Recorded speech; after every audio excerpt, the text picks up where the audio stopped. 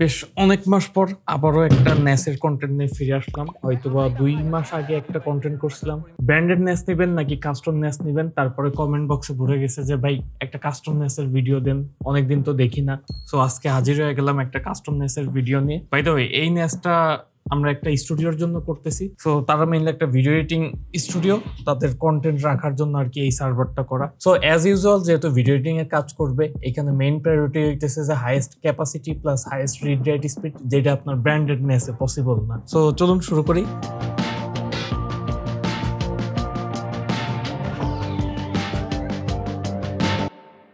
এটা হচ্ছে যে হুয়াওয়ের একটা RS2288V2 এর একটা র্যাক। এটা একটা 2U এর র্যাক। ফ্রন্টে যদি দেখেন তাইলে হইতেছে যে টোটাল 12টা বে আছে। আপাতত এখানে আছে 6-8টা, বাদ বাকি এগুলো দেওয়া যাবে, এটা নিয়ে ইস্যুস নাই। সো এই র্যাক গুলো মেইনলি বাইরের ডাটা সেন্টার গুলোতে ইউজ হয়। ডাটা সেন্টার গুলোতে যেটা করে সেটা হচ্ছে যে তারা একটা বেয়ার বোন পারচেস করে একসাথে 100, 200, 300। তারপর দেখা যায় যে ঠিক যেই এন্ড ডেট, অর্থাৎ ওইটার যেই অফিসিয়াল সাপোর্টটা যে টাইমে ক্লোজ হয়, তার আগে দেখা গেল সে ওই ব্র্যান্ডের সাথে কথা বলে যে ওকে পুরাতন বেয়ার বোন গুলো নিয়ে নতুন বেয়ার বোন গুলো পারচেস করে থাকে। আর তারপরে এগুলো চাইনিজ মার্কেটে অকশনে সেল হয়। সো আমাদের কাছে আজকে যেই বেয়ার বোনটা আছে এটা বেশ ইন্টারেস্টিং, কারণ সচরাচর এমন বেয়ার বোন এমন একটা প্রাইসে পাওয়া যায় না। এটাতে যদি আমরা খুব ক্লোজলি দেখি, এখানে সিপিইউ হিসেবে আছে Xeon E5-2680V2। এটা একটা 10 কোরের সিপিইউ, অর্থাৎ 10 কোর 20 কোর 40 থ্রেডের সিপিইউ। সো আমরা প্রথমে হিটসিঙ্ক গুলা মাউন্ট করে ফেলি। এটা একটা passive cooler, thermal paste apply করি। নর্মালি ন্যাসের ক্ষেত্রে সিপিইউ এর ক্লক স্পিড অত একটা মেনটেন করে না, কারণ ট্রুনেস স্কেল বা কোর যেটা ইউজ করেন না কেন, এটা মেইনলি ZFS ইউজ করে। সো যার কারণে ট্রুনেস স্কেল বা কোরের ক্ষেত্রে র্যামের ইম্পর্টেন্টটা অনেক বেশি। সো প্রথম হিটসিংটা আমরা মাউন্ট করে ফেলি। কারণ ফ্রন্টে কিছু ফ্যান আছে, এগুলো সম্ভবত 11,000 বা 12,000 RPM এর। এই কারণে জাস্ট প্যাসিভ হিটসিংটা থাকে, এটার এয়ার ফ্লোটা এই দিক থেকে পাস হয় জাস্ট। এবার সেকেন্ডটা, এই যে এইখানে একটা হোল থাকে, জাস্ট এইটা এই স্ট্যান্ড আপের সাথে মাউন্ট করে দিলেই হয়ে যাবে CPU 1। সো আমাদের CPU ইনস্টলেশন বা CPU passive cooler installation done. এবার আমাদের কাজ হচ্ছে যে আমরা র্যাম ইনস্টল করব। টোটাল র্যাম স্লট আছে 24টা। এইখানে টোটাল আমার হাতে 24টা, একটা 16GB স্টিক DDR3, আর in total 384GB RAM. So আমরা এটা দিয়ে শুরু করি ফার্স্ট।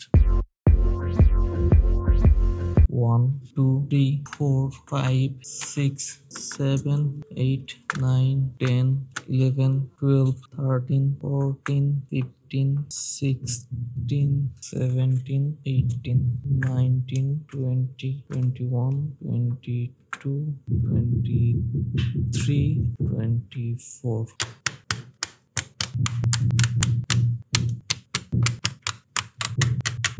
ডান আমাদের র্যাম ইনস্টলেশন। পিসিতে নর্মালি 4টা র্যাম স্লট করার যে ফিল, আর সার্ভারে 24টা র্যাম স্লট বা 32টা র্যাম স্লট ফিল আপ করার ফিলটা অন্য লেভেলের।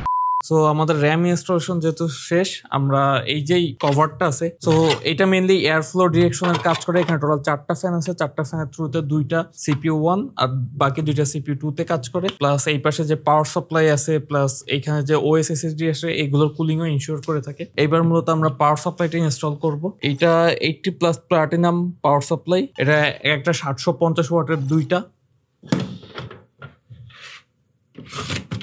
PSU ডান, নাম্বার 2 PSU ডান। এখন অনেকে জিজ্ঞাসা করতে পারেন যে ভাই এই টাইপের বেয়ার বোনের প্রাইস অ্যাকচুয়ালি কেমন। ভাই তো এই বেয়ার বোন গুলো মূলত আমাদেরকে প্রোভাইড করেছে সার্ভার বিল্ডার বাংলাদেশ। আর এই বেয়ার বোন গুলো যতদূর জানি যে চাইনাতে আপনার প্যাকেজ আকারে সেল হয়, অর্থাৎ আপনি 384GB, 256GB বা 128GB এই 3টা কনফিগারেশনে আনাইতে পারবেন। তাদের কাছে বেশ কিছু স্টক ইন আছে। সো এই বেয়ার বোনের যেটা প্রাইস সেটা হচ্ছে যে আপনার 750 watt power supply, 384GB RAM আর ডুয়াল CPU সহ কস্টিং আসবে অ্যারাউন্ড 1,15,000 থেকে 1,20,000 টাকার আশেপাশে। সো এবার আমরা OS SSD লাগাই ফেলি। OS SSD বলার ভুল হবে, এখানে আমরা ব্যবহার করতেছি 2টা Seagate-এর SAS HDD। এগুলো একটা 10,000 RPM এর HDD।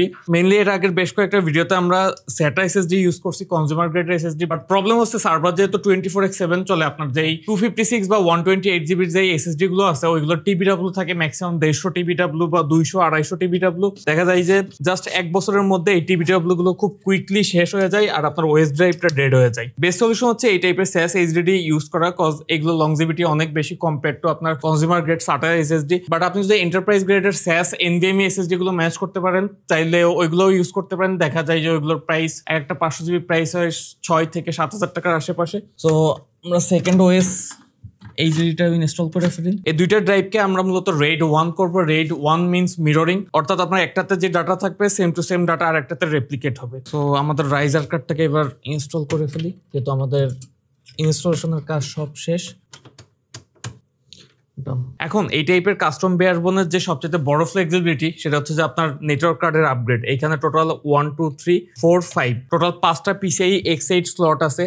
আপনি যদি 10G 40G 25G নেটওয়ার্ক কার্ডগুলো এখানে ইনস্টল করতে পারবেন। সো 10G কার্ড লাগাইলে দেখা যাবে যে আপনি অ্যারাউন্ড 900 Mbps এর মতো রিড রাইট স্পিড পাচ্ছেন। আবার যদি 25G কার্ডগুলো লাগান সেক্ষেত্রে 2000 Mbps এর আশেপাশে একটা রিড রাইট স্পিড আপনি স্কুইজ করতে পারবেন চাইলে। বাট 25G সুইচ খুবই রেয়ার, সচরাচর পাওয়া যায় না। সেই তুলনায় 10G SFP সুইচগুলো অনেক অ্যাভেলেবল মার্কেটে। সিসকো আছে, মাইক্রোটিক আছে, TP লিঙ্ক আছে, আরো বেশ কিছু ব্র্যান্ড আছে। সো আমরা পরে একটা 10G কার্ড অ্যাড করে ভিডিও শেষে আপনাদেরকে আমরা এই স্পিড বা পারফরমেন্সটা দেখাবো। সো আমরা এটাকে কভার আপ করে দিই টপ পার্টটা।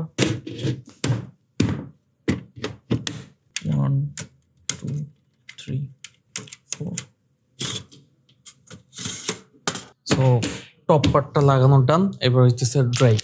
আমরা ড্রাইভ হিসেবে ব্যবহার করতেছি সিগেটের Exos X16 16TB SAS drive. এটা SAS ড্রাইভ কেন, আপনি যদি ক্লোজলি দেখেন SAS ড্রাইভের কানেক্টরটা একটু ডিফারেন্ট। SATA-তে এখান থেকে একটা কার্ড থাকে, বাট SAS ড্রাইভে টোটালটা কানেক্টেড। সো আপনি চাইলেও এই ড্রাইভগুলোর আপনার পিসিতে ইউজ করতে পারবেন না, তবে চাইনিজ কিছু অ্যাডাপ্টার পাওয়া যায় চাইলে ওইগুলো দিয়ে। বাট এর যে 12G ইনফারেন্স সেটা প্রবাবলি নাও অ্যাক্সেস করতে পারবেন। ওই অ্যাডাপ্টারগুলোতে আবার অনেক সময় কাজও করে না। বাই দ্য ওয়ে এই ড্রাইভগুলো কিন্তু রিসার্টিফাইড ড্রাইভ, অর্থাৎ ব্র্যান্ডগুলো করে কি বেশ কিছু ডাটা সেন্টার থেকে তাদের হেলথ যখন 4 to 5% ডাউন হয়, ওই ড্রাইভগুলো কারেক্ট করে টোটাল সেক্টরগুলো ক্লিন করে আপনার 95% উপরে যে ড্রাইভগুলো আছে ওই ড্রাইভগুলোকে আবার মার্কেটে লো প্রাইসে সেল করে। এই ড্রাইভগুলো একসময় 28 থেকে 30,000 টাকার আশেপাশে পাওয়া যেত। বাট রিসেন্টলি এআই এর ডিমান্ড বাড়তেছে, যার কারণে প্রচুর স্টোরেজ সার্ভার ডিমান্ডও একই সাথে বাড়ছে। তার কারণে এই যে র্যামের প্রাইস এখন ডাবলেরও বেশি। একই সাথে এই ড্রাইভগুলোর এখন প্রাইস অ্যারাউন্ড 35 থেকে 36,000 টাকার আশেপাশে চাইনা মার্কেট থেকে যদি আপনি ইম্পোর্ট করতে যান তাহলে এমন কস্টিংই পড়বে। এখন অনেকে বলবেন যে ভাই কি ব্যাপার, আপনার সবার প্রি ওন বা রিফারবিশড ড্রাইভ ধরাই দিচ্ছেন।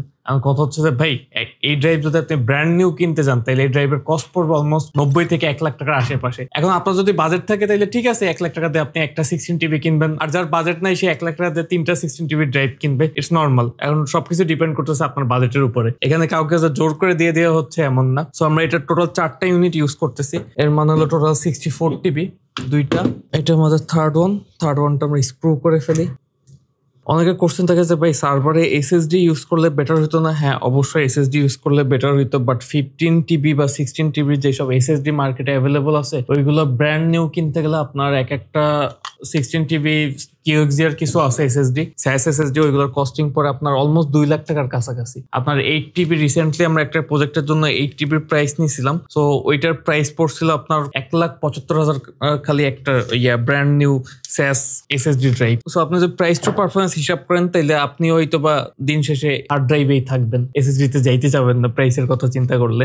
আর HDD এর ক্ষেত্রে কিছু স্পিডের ক্যালকুলেশন আছে, অর্থাৎ 4টা ড্রাইভ, এই ড্রাইভগুলো রিড রাইট স্পিড 261 Mbps, অর্থাৎ 4টা ড্রাইভে ইন টোটাল 800-র বেশি পাওয়ার কথা, বাট ইন রিয়েল ওয়ার্ল্ড আপনি 670 থেকে 680 Mbps এর মতো রিড রাইট স্পিড স্কুইজ করতে পারবেন RAID 10 এ। RAID 5 এর হিসাব আলাদা। RAID 5 এর ক্ষেত্রে রিড রাইট স্পিডে কিছুটা বটলনেক বা পেনাল্টি দেওয়া লাগে, সেই তুলনায় এই সিস্টেমটাকে আমরা RAID 10 করবো। কজ তারা 4টা করে টোটাল 12টা ড্রাইভ ইনস্টল করবে, 192 পর্যন্ত স্কেল করবে, দেন ওইটাকে 4টা করে RAID 10 কনফিগারে আর কি 4টা পোল ক্রিয়েট করবে যাতে তাদের 100% ডাটা ব্যাকআপটাই থাকে আর একটা সেকেন্ডারি ড্রাইভে। আর ডাটা সেন্টার লেভেলে 2টা ড্রাইভ হইলে RAID 1 বা মাল্টিপোর্ট ড্রাইভ হইলে RAID 10টাই বেশি রেকমেন্ডেড। কজ এইখানে দেখা যায় যে আপনার একটা ড্রাইভ ডাউন পড়ছে, একটা ড্রাইভ বা ডেড হয়ে গেছে, আপনার অন্য ড্রাইভ থেকে আপনার সার্ভিসটা রান আছে। সো এই ক্ষেত্রে RAID 10টাই সবচেয়ে বেশি ওয়ার্ল্ড ওয়াইড ইউজ হয় ডাটা সেন্টার গুলোতে। বাট আমরা যেমন আমাদের NAS সার্ভার যেটা আছে 192TB, ওইখানে কিন্তু আমরা RAID 10 ইউজ করি নাই, কজ আমাদের ম্যাক্সিমাম ক্যাপাসিটি দরকার।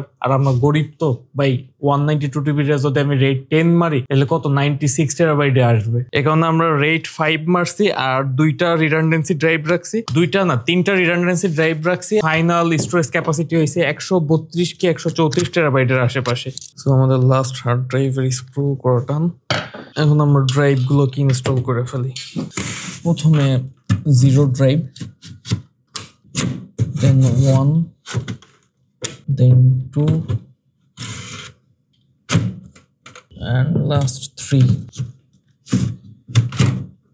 সো আমাদের সার্ভারের যেসব ফিজিক্যাল ড্রাইভ ইনস্টলেশন, পিসি ইনস্টলেশন ডান। এবার আমরা সফটওয়্যার সেটআপে যাই। সফটওয়্যার হিসেবে আমরা সফটওয়্যার বা ওএস হিসেবে আমরা ইউজ করবো ট্রুনেস স্কেল। সো আমাদের বিল্ড প্রসেস ডান। এখন অনেকেই জানতে চান যে ভাই এই টাইপের সার্ভারগুলো কি পরিমাণ পাওয়ার কনজাম্পশন করে, কারণ আমি তো ব্র্যান্ডেড নেস কিনলে যেরকম সিনোলজি, অরিকো বা ইউগ্রিন কিনলে তো এগুলো তো অ্যারাউন্ড 80 ওয়াটের আশেপাশে কনজিউম করবে বা ম্যাক্সিমাম গেলে 100 ওয়াট। এই সার্ভারগুলো কেমন কনজিউম করবে বা এই সার্ভারের সাউন্ডটা কেমন হবে? সো আমরা ওপেন করি।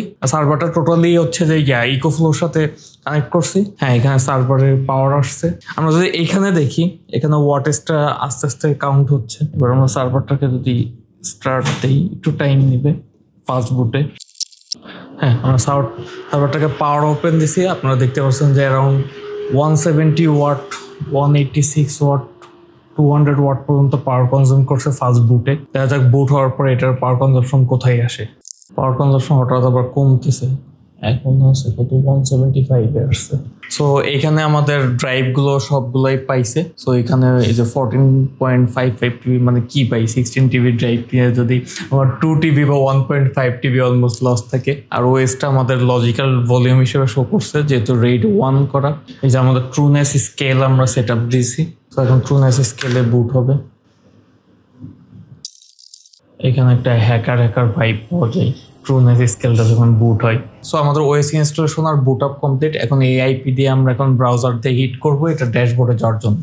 আর এখন একদমই আইডিয়াল অবস্থায় 164 থেকে 165 ওয়াটের মতো পাওয়ার কনজিউম করতেছে। সো আমাদের মেইন নেস সার্ভার বিল্ড প্রসেস আর ওএস ইনস্টলেশন প্রসেস শেষ। এবার আমরা ট্রুনেসের ড্যাশবোর্ডে যাই। তো ট্রুনেসের ড্যাশবোর্ডটা দেখতে বেশ ভালোই লাগে।